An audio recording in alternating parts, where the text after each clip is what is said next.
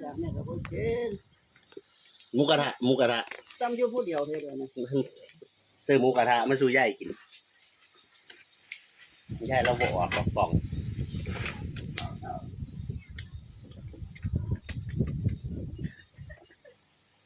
คนอ้วนเนี่ย ว่ามันใจ3XLเราบอก อย่าบอกนี่เราเก่งเสียผ้ากินนุ่มเลยเดี๋ยวนี้แต่ว่าอ้วนหาเสียผ้ายากด้วยเนี่ย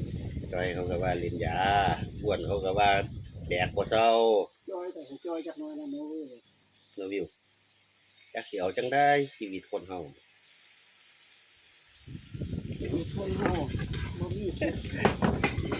อันเทียบบ่ละว่า พี่มึงเบิ่ง แกให้ยายน่ะแม่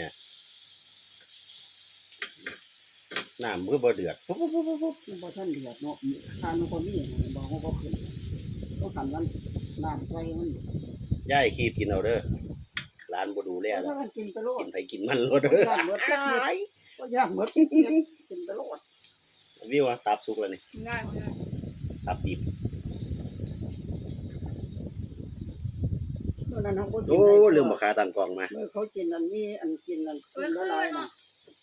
กุ้งละลายนะ ว่าสิซื้อปลาเผาว่าสิกินอยู่ กินก็บ่ได้เจ็บท้องแม่ก็ไปเป็นท้องค่ายได้ไปหาหมอมา